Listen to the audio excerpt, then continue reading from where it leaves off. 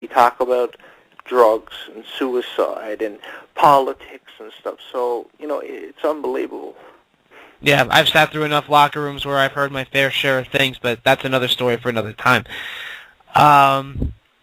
Okay, for any of you who is just joining us, we are talking with HEW Entertainment Radio host Jonathan Clarke.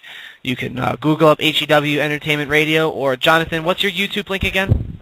Jonathan Clarke 22 is the YouTube link. We have over 150 videos on there right now, and I'd like to encourage everybody to subscribe to the YouTube channel. Once you subscribe, you'll get direct feeds to your wall, and you'll be able to find out what's going on with HEW Entertainment. The cool thing is, ever since we relaunched our YouTube channel, the response has been absolutely overwhelming. We get thousands of views, and I'd like to thank everybody for making it such a tremendous success.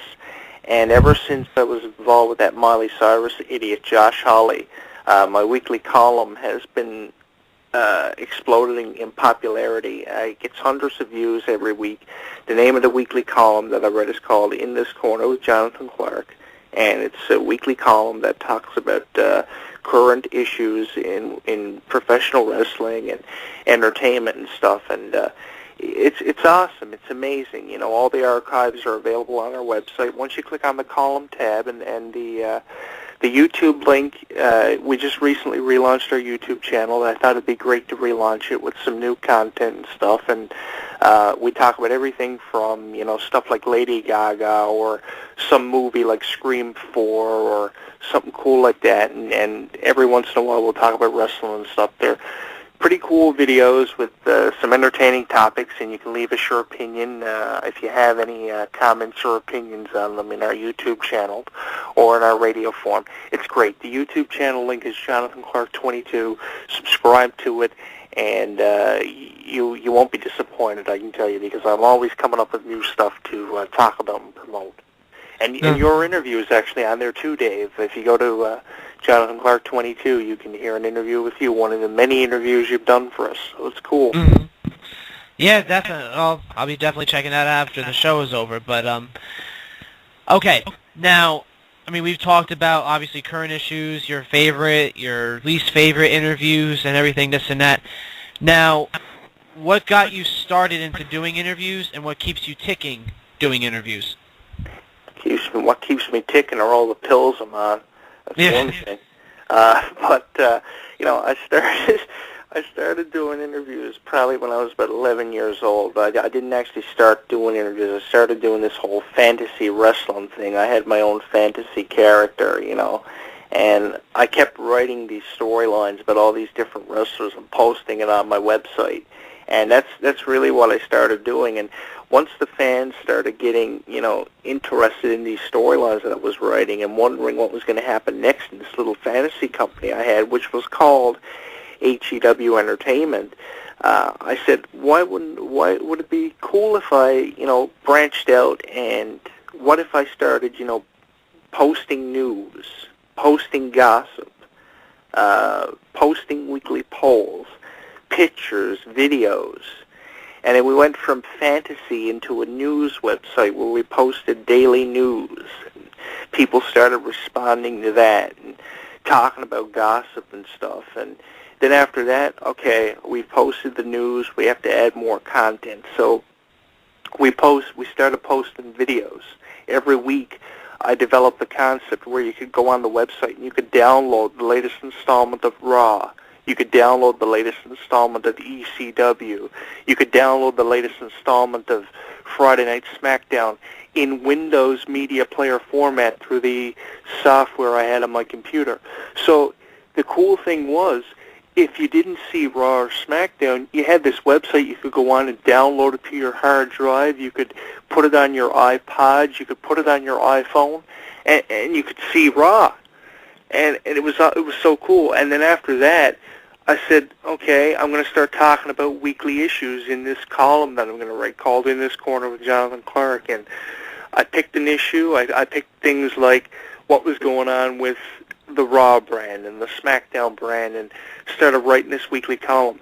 And once that took off, then I said, okay, these people have heard me talk enough crap about stuff going on in wrestling, so I'm going to start my own radio show and start actually talking about it. So then I started using my website as a weekly forum to talk about things I didn't agree with, and it kind of went from there. And I started working with these other radio shows. I was the lead voice of Wrestling-Radio.com for 6 months, and after that folded, I started doing some work with False Count Radio, which gets thousands of hits every day. And, you know, I'd like to take credit for making False Count Radio what it was because, well, I was the one that drew in the fans. You know, the guests drew in a lot of ratings too, but, you know, the host that I had on the show wasn't exactly all that entertaining. He wasn't, you know, relating to the fans as much as I did. And after I left that, then, you know, I focused on my own radio show. And once the word got out that I wasn't working with all these different radio shows anymore, these wrestlers started calling me because they wanted to be interviewed by me because they could remember being interviewed by me on False Count. They could remember, you know, being interviewed by me on the Unrated Hour, the Wacko Weekly, the Dark Match, whatever you want to call it, Michael Porter's Wrestle Shoot, and so on. So I think, like, the fans had to make this transition from watching the original ECW into this new version that WWE tried to shove down our throats. I think the wrestlers went under this transition where they realized, hey, we don't have to be on a show that has a particular format anymore. We don't have to be on a show that is all about being professional. We can go on HEW Entertainment and shoot on Kelly Kelly. We can go on HEW Entertainment and shoot on Vince McMahon for firing our ass. We can do whatever we want on HEW Entertainment, and this guy's not going to say anything to us.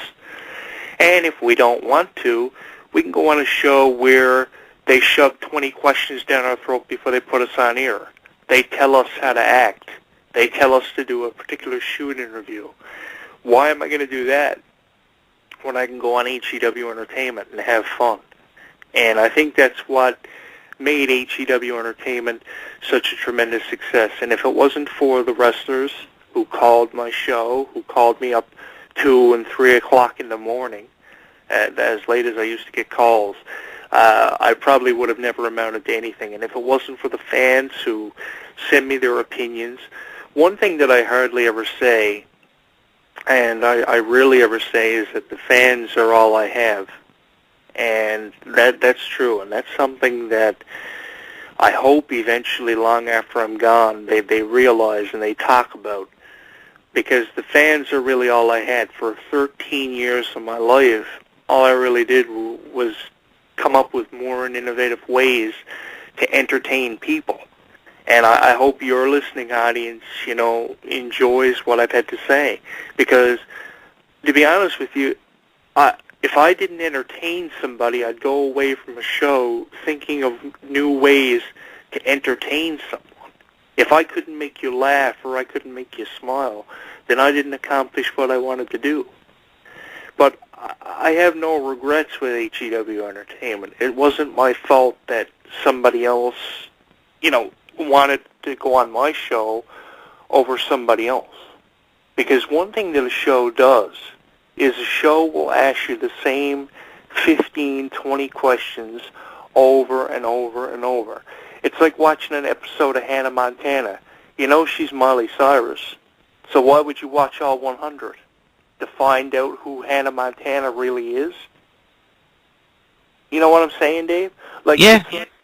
It's like you're on this show on Monday, and they ask you 50 questions. And then you go on another show the next night, and they ask you the same 15. It is the responsibility of the radio show host to go back and listen to other interviews that people have done and, you know, come up with new questions. I mean, why are you going to ask Sid Justice about his knee injury? Yeah, seriously. When he's been asked about it 700 times. Oh, yeah. Right? You know, like, and it's like, you know, and I've had injuries in the past, like not wrestling related, but where I've broken, or I've tore my shoulder, and I hate when people kept asking, "Oh my God, you okay?" or "How the hell did you do it?" It just got very, very, very, very annoying, and I can understand when people ask the same 15 questions, but I mean, truth be told, there are not that many shows I listen to because I like to set my own standard. I don't like to compare myself to others. I like to set my own standard, my own bar, and go at it from there. Because if I try to compare myself to somebody else, soon enough, I'm going to be ending up like that next person that I'm trying to study from. So Yeah, I just like to that's set right. my own standard. That's right. Like, I mean, it's the same thing as Kelly coming out trying to be like Trish Stratus. I mean, we've Yeah. seen the same thing over and over again. It's better for Kelly to come out and be a ditz than be Trish Stratus. I mean, at least it's different, you know. Like, Yeah. I mean, like I said, every show tries to sound the same, and that's why every show is failing. You Yep. sound different, Dave. You sound like the new version of Ryan Seacrest. People listen to you and say, "This guy sounds different. I'm going to Yeah. listen to him." The thing is, it's the same thing over and over and over. And once people realize that it's just like a broken record, Mhm. then maybe someone's going to succeed. But Yep. until they take the Billy Ray Cyrus 8-track tape out of their car stereo and upgrade to a CD player, Yeah. they're not going to you're not going to amount to anything. No, So absolutely. one thing you should do is when you're interviewing somebody, find an interview they've done, no matter where it is, listen to some of the questions they're being asked, and ask them different things. And I guarantee you will please them. You will send them away saying, "This guy does a good interview. I want to be on his show 6 more times." Yeah. You need to send somebody away saying you do a good interview. And I'm sure that people understand that. It's just they don't know how to do it. And once you get that formula down, you'll achieve something. So go back, listen to the interview. If you're a radio show host listening to this, come up with your own questions. Who cares if it's something that's